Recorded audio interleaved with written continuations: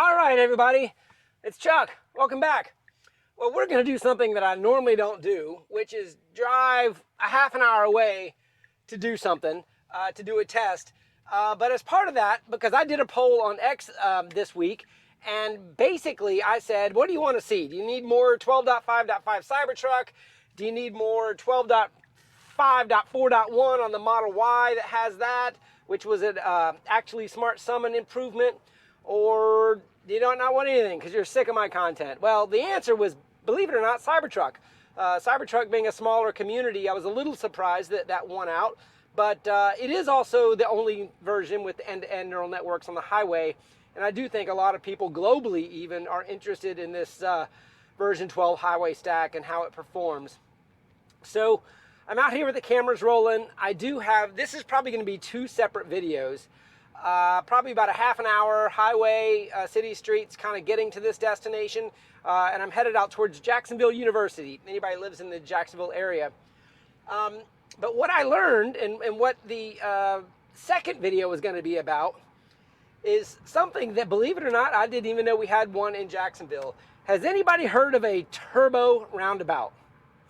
Turbo roundabout. They were developed up in Sweden and Norway, I believe. They're essentially a safer version of a roundabout. And turbo is not because they're fast, it's because of the kind of the turbo shape to them. And actually, I did a little bit of research on them, and I can show you a few things here, what a turbo roundabout is. The new turbo roundabout at the corner of University Boulevard and Merrill Road is now open. This new JTA design makes the intersection in front of Jacksonville University much safer for drivers, cyclists, and pedestrians. To keep everyone moving safely, remember these easy tips. Be alert when approaching and follow all signage and pavement markers. Remember to yield to drivers already in the roundabout and don't try to change lanes as you circle the intersection. The inside lane is for through traffic, left turns, and U-turns. The outside lane accommodates right turns and through movements. Cyclists can use the multi-use paths or use the roundabout like a vehicle. Pedestrians should only cross at designated smart crosswalk stations and follow lighted instructions. Together, we can drive safely. But in any way, this one located near Jacksonville University was the first one installed in the United States, believe it or not, in 2022. So it's been here a couple of years, and I don't live on that part of town, so I didn't even know about it. But one of my followers or someone that responded to me on X said, hey, don't you have one of these in Jacksonville? And I'll be darned if we didn't. So this en route destination is going to that location. And then I'm also going to kind of scope it out and determine whether or not it's a good location to do a separate video just on the roundabout entering and exiting. What I'm really excited about this specific roundabout is their design and the engineering in order to make them safer for vehicles, for pedestrians, to minimize crashes. And the one unique feature of this, if you hadn't studied these, is that they don't allow lane changes when you're in the roundabout. They've got little barriers and guides, so the foreknowledge, and this is going to be the trick for full self-driving, is you have to be in the right lane in order to get to the right exit. So if you find yourself in the wrong lane, which we all know FSD can do on occasion, you're kind of stuck with an exit that might not be what you need. I believe every lane has two options. And if you study the way it is, you know, if you get in the wrong lane, you might end up having to do the full roundabout, go down somewhere and do a U-turn, and then come back and hopefully get in the correct lane for the exit that you need. So I would imagine that map data is going to be very, very important to be accurate for full self-driving to do this correctly. I don't imagine that the signage talking to the drivers, the paint markings on the street are the inputs that FSD will end up using in order to get in the right lane. I think it's going to be based off of map data that is hopefully mapped appropriately. Since 2022, when this is installed, I think I saw there's at least one other one out in California, I believe. And up in Carmel, Indiana, I don't know that they have any of these yet, but I know that up in Indiana they have more roundabouts than anywhere in the country. So it would be interesting to hear from some of the Indiana crew, maybe Bradford Ferguson or others that live up in that part of the country. Do you have any turbo roundabouts, and have you tested on that? Here in Jacksonville, I have not done much roundabout testing other than my tiny little, I'll call them traffic circles, and how, you know, they integrate in my route. So this will be something new for me. Because it's so far away, it probably won't be something I do every single time we get a new version, but perhaps a major revision we'll try to get out here if the location works pretty well. In any case, that's enough about where we're going and what we're going to do. But this portion of the drive is a little bit more just about city streets. And I put in Jacksonville University as our destination, and I haven't touched anything yet. And the only thing I think I've noticed so far was a little bit of a slow start from that last green light. This green light, obviously we have a lead car, so we're following them. That has been one complaint on 12.5.5. Now, local knowledge, I know we're in the wrong lane for going straight, so the vehicle does need to kind of get into the left lane, and there's the exit only lane. And it feels like there's a gap now, I'd be going over. I don't know why it's taking so long. Is it gonna get stuck here? Come on. Oh, look at, okay, so it ended up waiting so long, it had to cross the white line. And it worked only because there was a gap available. That late changing is just going to get itself into trouble occasionally, and that would have added about 5 minutes if I'd have gone down that on-ramp, down to the traffic signal and had it to proceed. But once again, it did it, so I'm not going to complain. I'm just going to say that's not what I would have done here. And I know that is in the upcoming release notes for this version and previous versions, that more natural and early lane changes is coming. We don't know what release we're going to get it in, but apparently it's coming. I will say the last few days, actually all this week, I have not seen any ADAS drivers. I haven't recorded any of them on my camera. So A, either they're not here and they're not validating any software, or B, they're dodging my cameras, which is obviously a likelihood.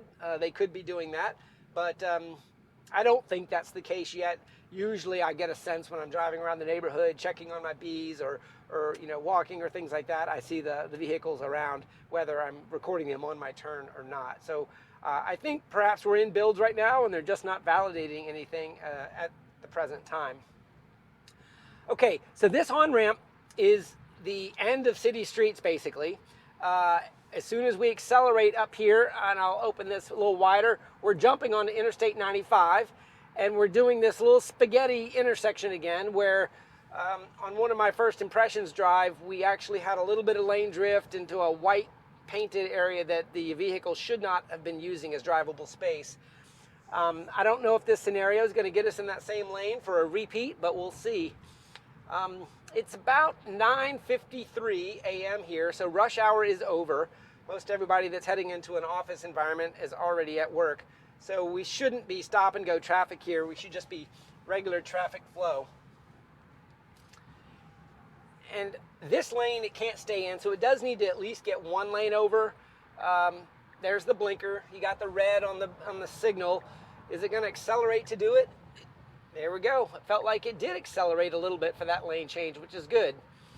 It's got one more lane change it wants to do, which makes it feel like it wants to go over more than I would want it to go. And it's fighting for that left lane again.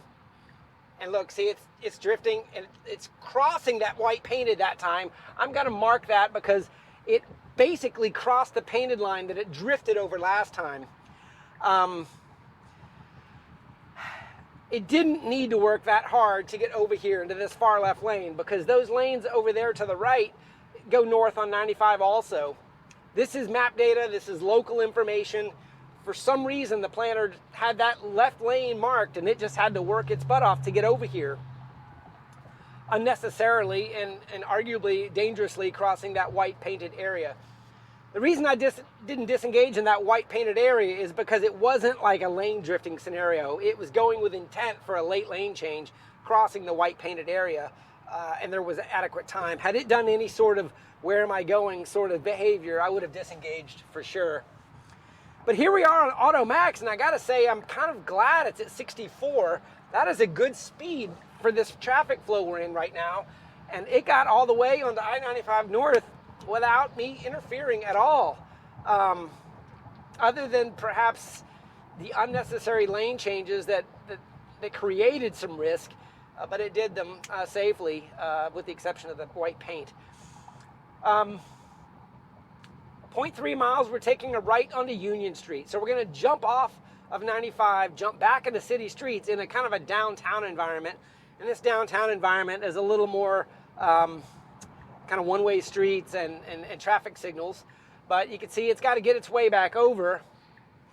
Everything feels good, and it's got plenty of room. And it did a nice double lane change there all at once because of the distance it had to do. It's just not going to be able to pull those off in certain traffic scenarios. And you see it got over at the last second. So this planter stack is not my favorite.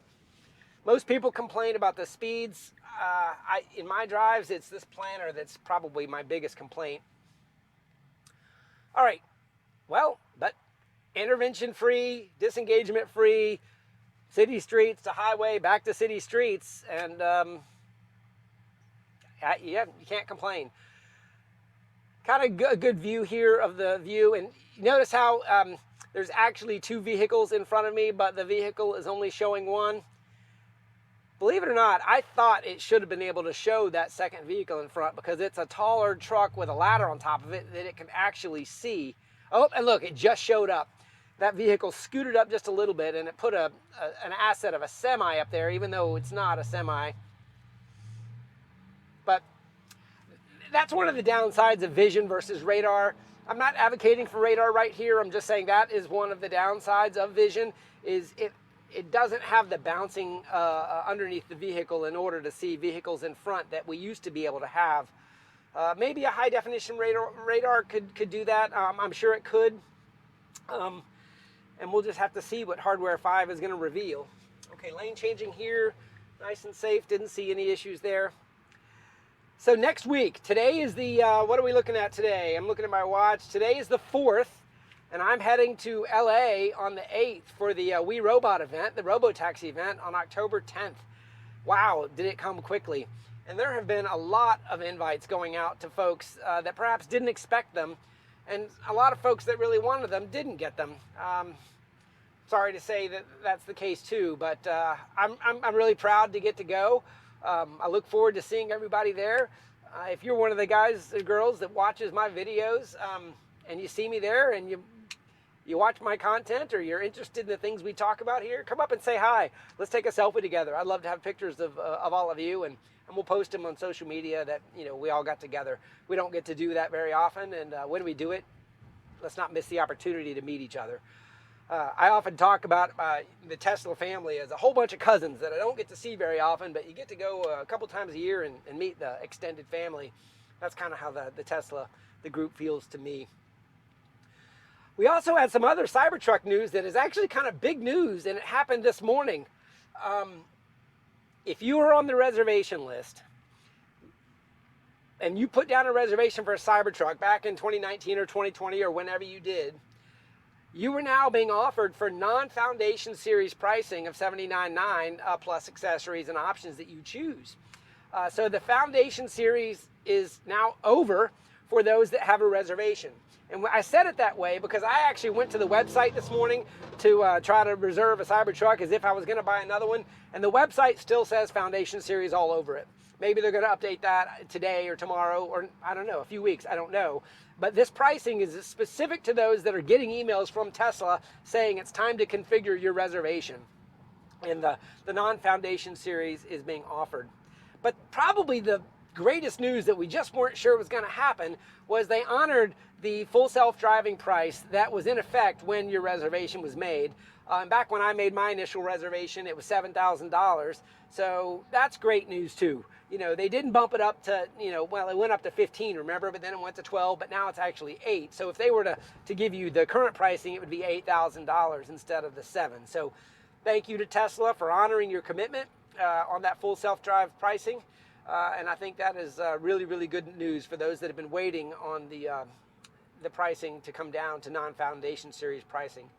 I know many of you probably wanted the $49,000 truck or the top-end $69,000 truck, and you're kind of angry at Tesla for, not keeping the word on that pricing.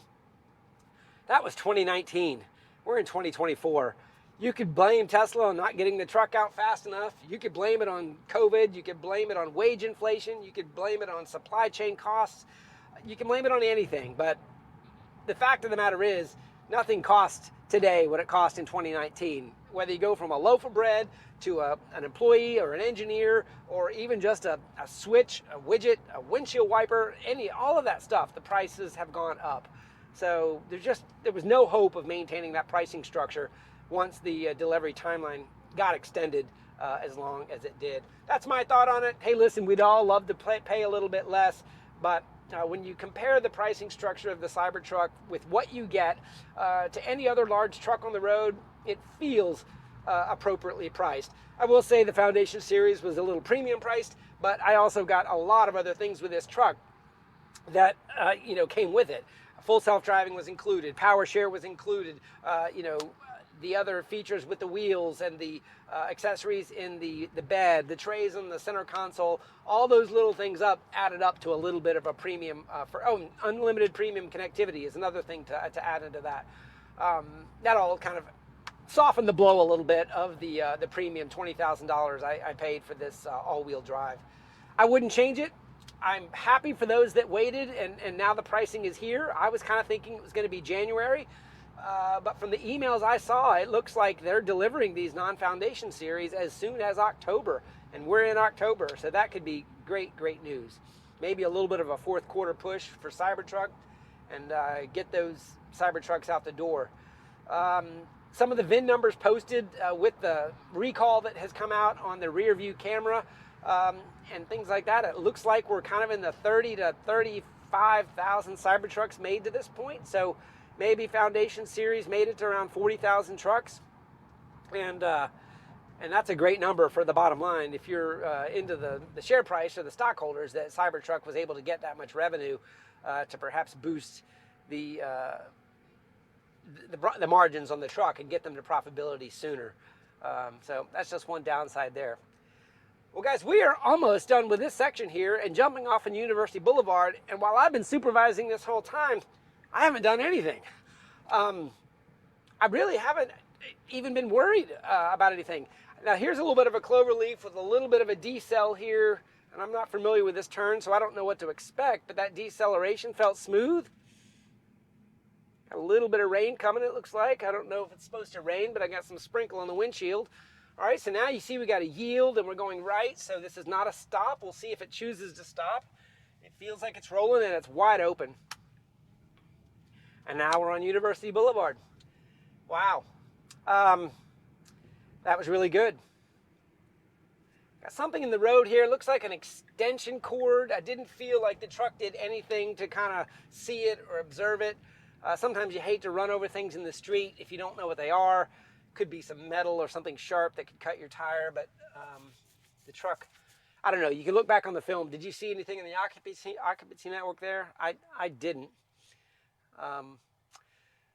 We just have a little bit further to go, so about another 1.5 miles, and this is just going to be city streets with stoplights. Another kind of a slow departure there with the green light. Kind of wish it was just another half a second faster than that. And when we get up to the location, I believe this drive is going to end at the Turbo Roundabout. And that'll probably conclude this set of film. And then I'm going to get out and I'm going to kind of check it out and see what it looks like with entry points and exit points and how I could possibly compose a video at a roundabout. The best way for you all to see it.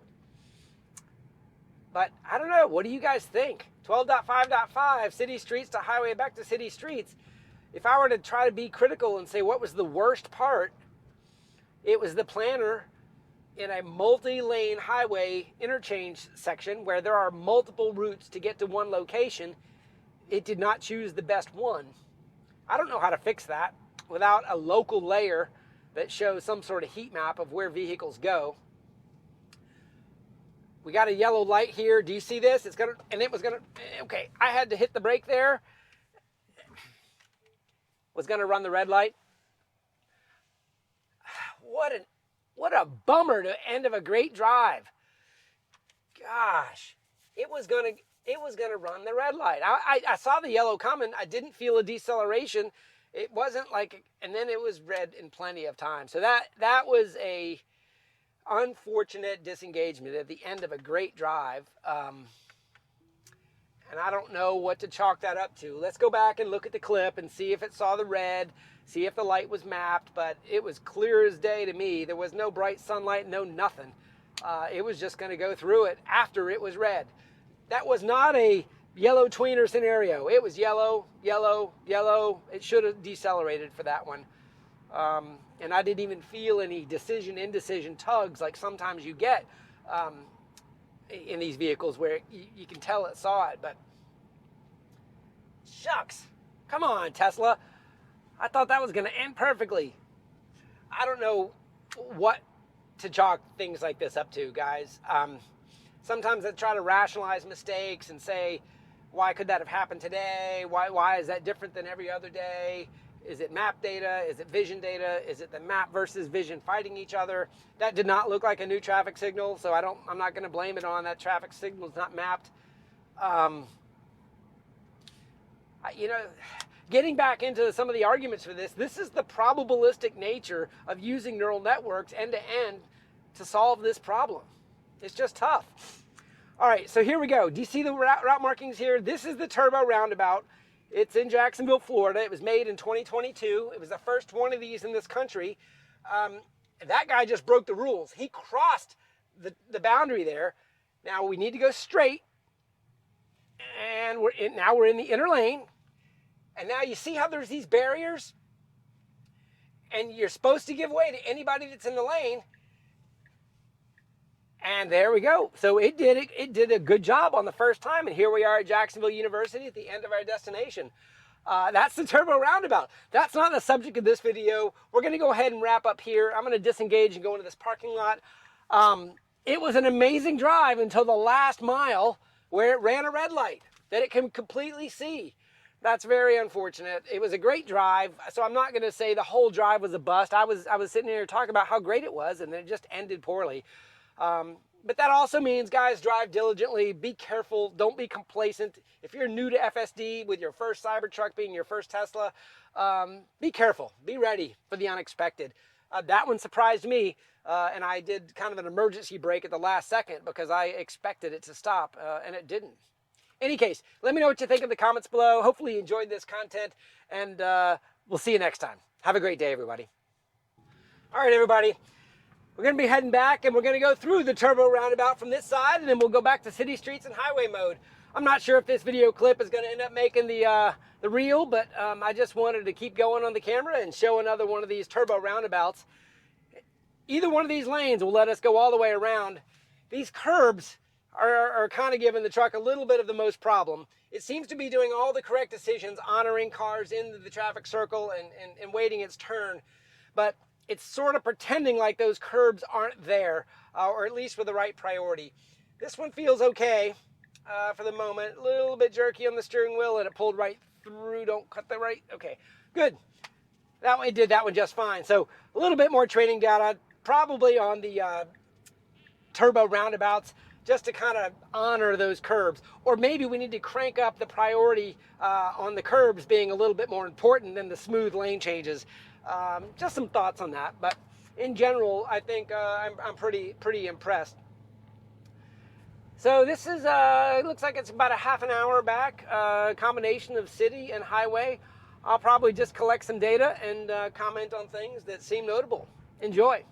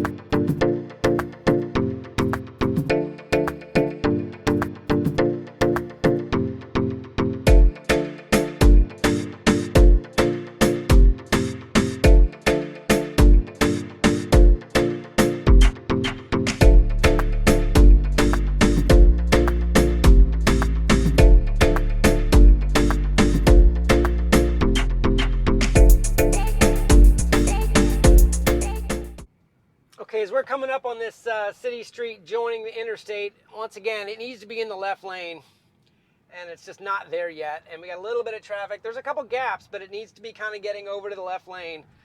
You see we're at 0.2 miles. It's got the left turn mapped. Now the deceleration here of these two vehicles is creating the situation that it's in. And now we got another truck behind it. It's got its blinker on. It's slowing down. We do have a truck behind us that's going to let us in, but that was now a favor. And we made it. So, I mean, at the very last second, we made it over because of the courtesy of the truck behind us. Once again, that just has to be a little bit earlier on that. We need to think sooner. So I know that's beating a dead horse, but I'm just talking about it while I see it. All right, so now we're joining the interstate.